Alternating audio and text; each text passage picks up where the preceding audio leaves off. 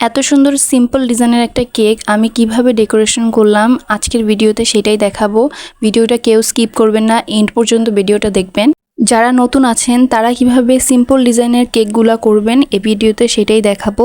আপনাদের জন্য এই ভিডিওটা অনেক হেল্পফুল হবে।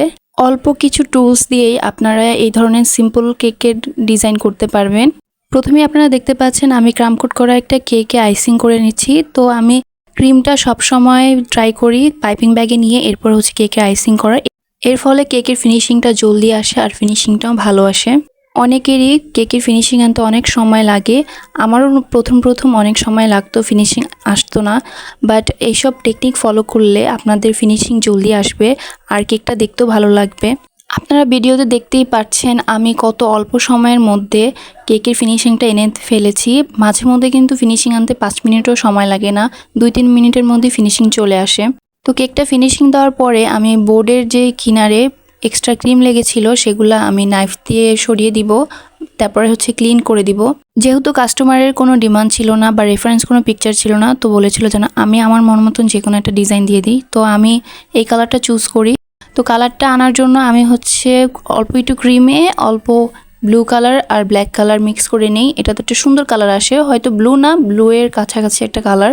আমার ম্যাক্সিমাম ভিডিওতে দেখবেন আমি কেকের মধ্যে হালকা কালারগুলো ইউজ করি। হালকা কালার ইউজ করলে কেকের মধ্যে তেতো ভাবটা আসে না, কেকটা কিন্তু খেতেও ভালো লাগে আর কালারটাও স্প্রেড করে না।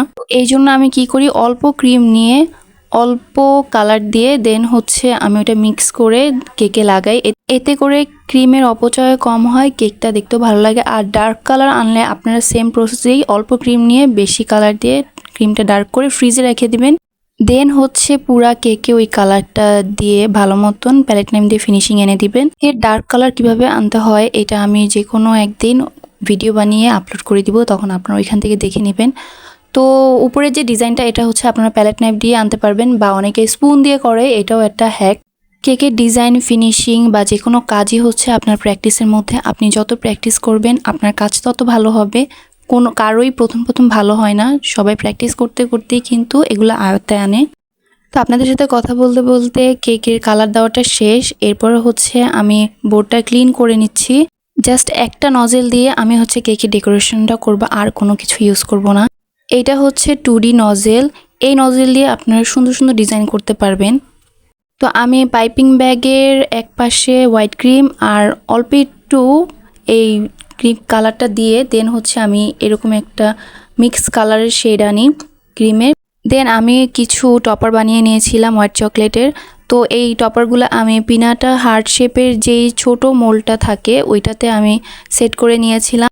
এর পাশাপাশি বলে দিই, আপনারা এখনও যারা আমার ইউটিউব চ্যানেলটা সাবস্ক্রাইব করেন নাই তারা অতি জলদি সাবস্ক্রাইব করে দিবেন নতুন নতুন ভিডিও পেতে। আর কি ভিডিও আপনারা দেখতে চাচ্ছেন কেক আইটেম নিয়ে বা নতুন কি ধরনের কেক আপনারা দেখতে চাচ্ছেন অবশ্যই আমাকে কমেন্টে জানাবেন। আর যারা ফেসবুকে আছেন তারা হচ্ছে আমার ফেসবুক পেজটা ফলো দিয়ে দিবেন। আর কে কোন জায়গা থেকে বা কোন অঞ্চল থেকে আমার ভিডিওটা দেখছেন অবশ্যই আমাকে কমেন্টে জানাবেন। আপনাদের কমেন্ট পেতে আমার অনেক ভালো লাগে, কমেন্টগুলো দেখতেও আমার অনেক ভালো লাগে। তো এইটাও কথা বলতে বলতে দেখেন আমি আরেকটা পাইপিং ব্যাগের মুখ ছোট করে কেটে নিয়েছিলাম। জাস্ট ওই ক্রিমটা দিয়েই একটু ভরাট করে দিচ্ছিলাম, যেহেতু একটু ফাঁকা ফাঁকা লাগছিল আমার মনে হচ্ছিল। কারণ আমার কেকগুলো আমার নিজের কাছে ভালো না লাগলে আমি আবার ওগুলো ঠিক করি। ঠিক করে যদি মনে হয় যে না এখন ঠিক আছে, তখন হচ্ছে আমি কাস্টমারকে ছবি পাঠাই যে ঠিক আছে কিনা। হ্যাঁ, কাস্টমার বলে ঠিক আছে। কেক বানানোর ক্ষেত্রে নিজের স্যাটিসফ্যাকশনটা আগে। নিজে স্যাটিসফাই হলে মনে করবেন যে কাস্টমারও আপনার কেক দেখে স্যাটিসফাই হবে। শুধু যে ডিজাইনের ক্ষেত্রে তা কিন্তু নয়, আপনার কেকের ফ্লেভারও ভালো হতে হবে, যেন টেস্ট করে কাস্টমার যেন হ্যাপি হয়। তো উপরে আমি কিছু সুগার বল দিয়ে নিচ্ছি। এই সুগার বলগুলো দিলে কেকের লুকটাই চেঞ্জ হয়ে যায়, কেক দেখতে কিন্তু অসাধারণ লাগে। তো আজকের জন্য এই পর্যন্তই। কেমন লাগলো জানাবেন। আল্লাহ হাফেজ।